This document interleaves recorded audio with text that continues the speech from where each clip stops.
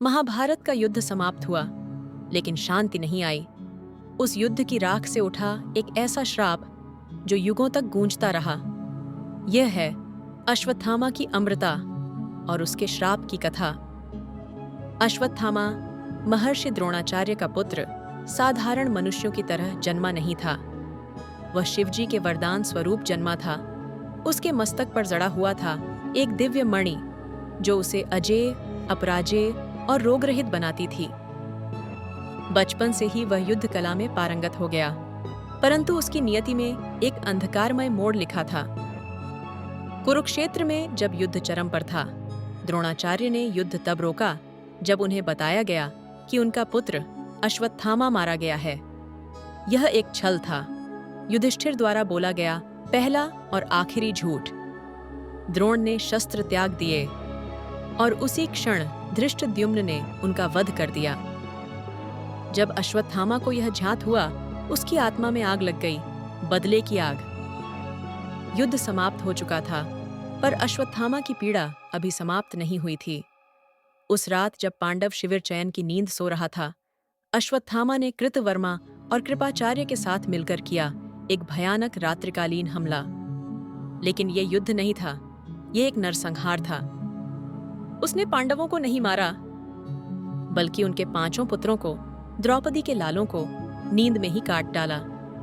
द्रौपदी विलाप कर उठी, पांडव शोक में डूब गए। लेकिन जब श्री कृष्ण ने यह सुना तो उन्होंने निर्णय लिया, इस पाप का दंड अवश्य होगा।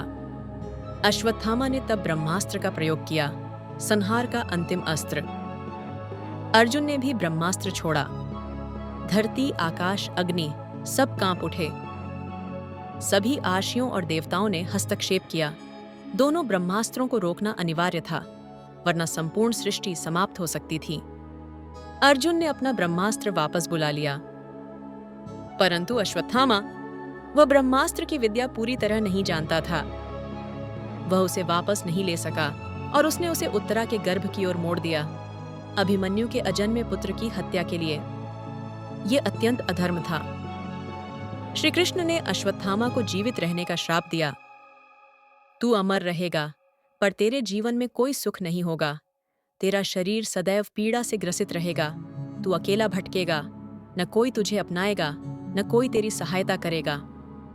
कृष्ण ने उसके मस्तक की मणि को निकाल लिया और उसी क्षण से उसका पतन प्रारंभ हो गया। कहते हैं आज भी अश्वत्थामा जीवित है। वह उत्तर भारत के जंगलों, किलों और पहाड़ों में भटकता है, श्रापग्रस्त, अपार पीड़ा में। कुछ लोगों ने उसे देखा है, घावों से लथपथ, आंखों में भय और पश्चाताप।